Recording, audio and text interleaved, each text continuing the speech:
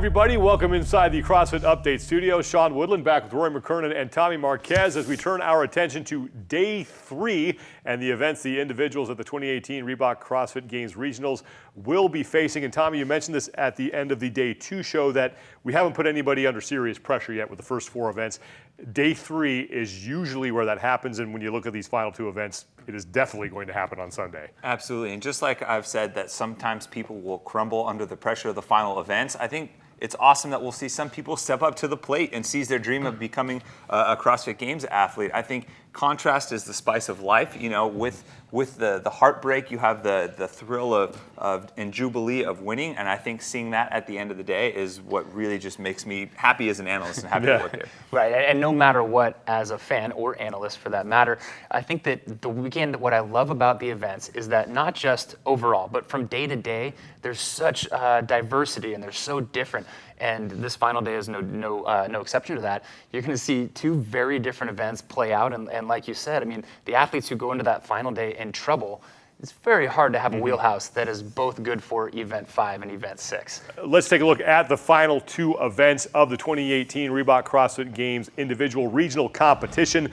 Event 5, man, we are going long on this one. A bunch of 50 rep movements, handstand push-up, toes to bars. We got some really heavy dumbbells in there.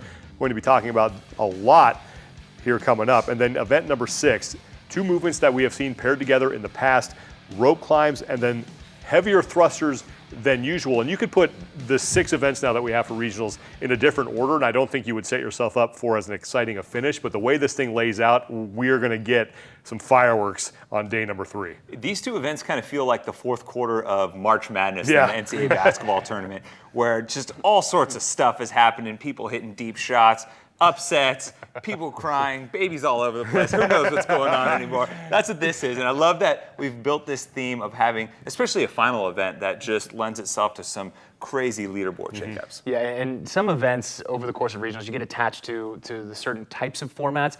I love looking at chippers once we get into the regionals. It seems like the athletes sometimes even band together and they're like, well, who can actually just get through it? So we've got one of those, and then the sprinty finish is something that I've come to love as well. You know, it used to be that we would have like a lunge war to the finish line, or it would be a little bit more slow and sloggy. The sprint to the finish of the regional weekend is just like nothing else. The past couple of years have been great, but let's deal with event number 5 first. This one is 4-time, 50 handstand push-ups, 50 toes to bar, 50 calories on the assault bike. Then, this is where the heavy dumbbells come into play, 70 pounds for the men, 50 pounds for the women. You do step overs, and then you do lunges, 1 dumbbell held over your head, 1 dumbbell held in the front rack position, and then you alternate.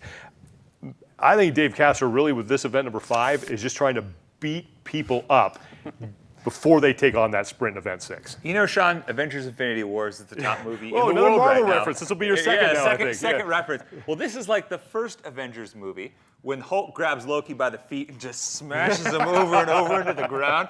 And then again in Thor Ragnarok when he does it to Thor. That's what this event feels like to me. Just like, hey, let's rough you up a little bit and then let's see who's still standing at the end. And what I love about the programming in addition to that is when you see things that you've never seen before in competition. And so I really just can't wrap my head exactly around how it's going to play out. Are those step up and overs going to be really, really fast? Are they going to be crazy slow? Are people going to have trouble, or are they just going to knock those lunges out of the park? I can't wait to see these athletes take it on. So let's talk about that. When I look at this event, I look right at those final 2 movements and I think, man, some people are going to run into a wall on that thing. So with that being said, how do you strategize this thing to make sure that you are as fresh as possible getting to those final 2 dumbbell movements? You're right, and I look at those 2 as well, but then I slide my finger up and I look at that assault bike, and I really think that's the crux of the event, because if you destroy yourself on that, as everyone knows, your legs are completely gone. So, jumping would be out of the question completely. Even the step overs, I think, would be nearly impossible. And then you've got a lunge, of course.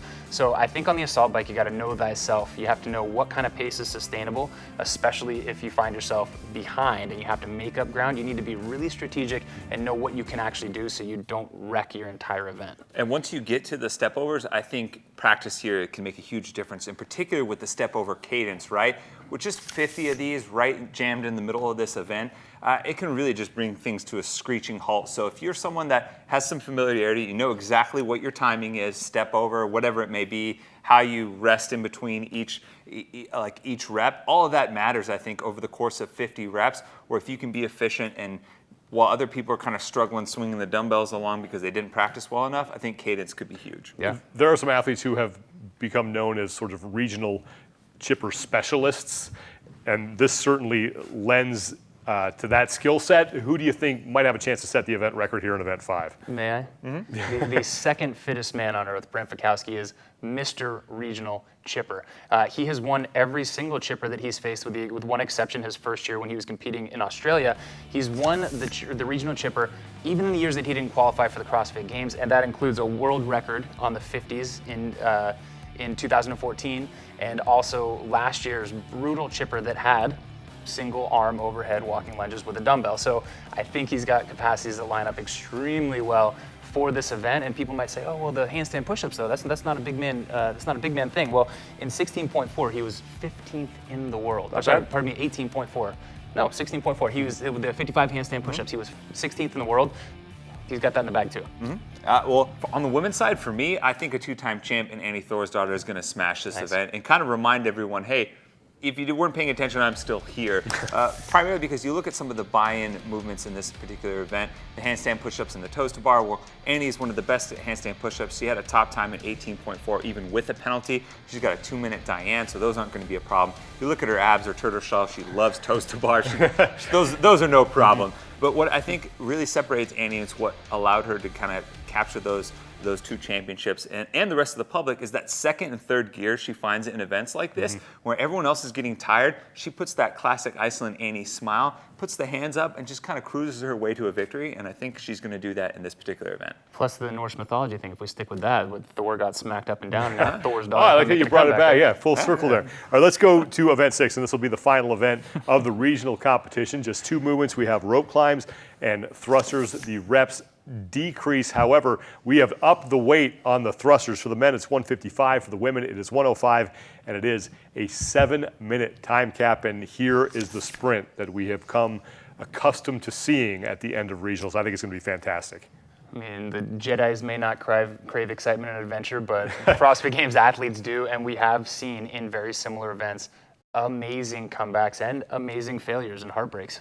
I love that this is, to me, feels like a variation of what we just saw in the online qualifier for the Masters with their thruster rope climb. Now this is a little bit beefed up, maybe a few more reps added, and we get to see the regional athletes throw down in this event at regionals. So I think this is a cool way to tie in, a common thread amongst the programming across the season. And this is going to be a sprint. I mean, only a 7-minute time cap, and most of the athletes are going to get done well within that.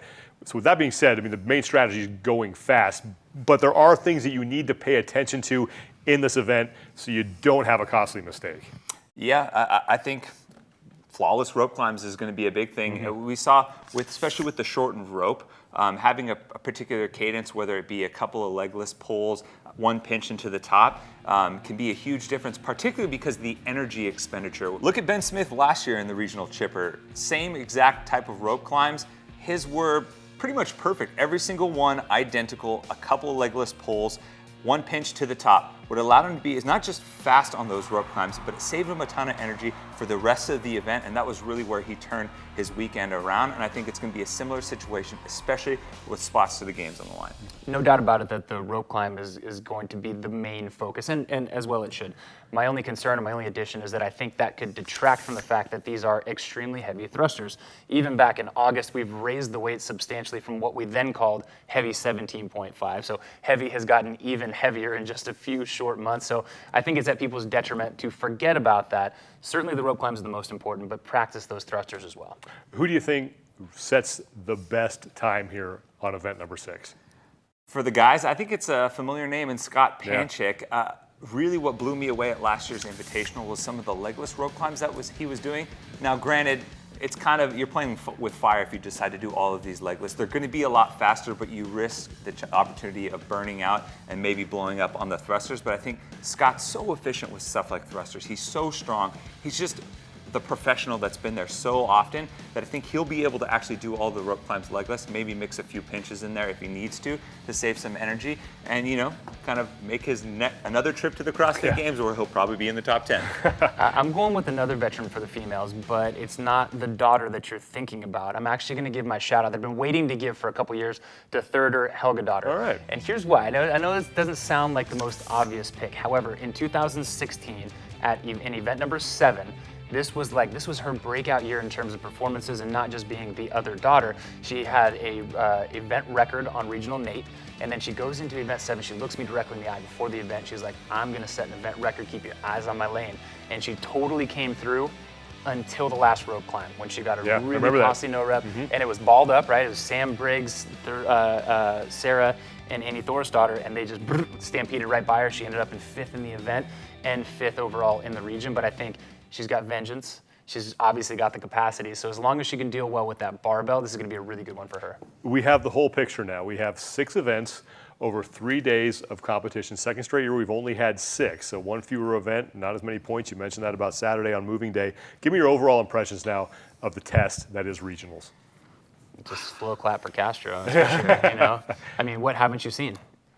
Yeah, and we've introduced some new elements into the regional events, whether it be a new time domain, a new apparatus with the handstand walk, a new movement, whether it's the bench press. And to me, the most exciting part about the whole picture that we have now is the piece that encapsulates the athletes. What does the CrossFit Games athlete in 2018 look like? And from a data and CrossFit nerd standpoint, that's one of my favorite things to find. Absolutely. You've got a much broader picture, as you mentioned. We have gone longer. We've added extremely high skills and even events that were previously reserved just for when people got to the CrossFit Games. So this group of athletes who will be in Madison in August will, without a doubt in my mind, be the best group of athletes we've ever seen there. Regionals get going on May 18th. You can watch every heat of every event live on Facebook Live, on games.crossfit.com, and on cbssports.com. That is it for us for today, but we will be back tomorrow to break down all the team events for the 2018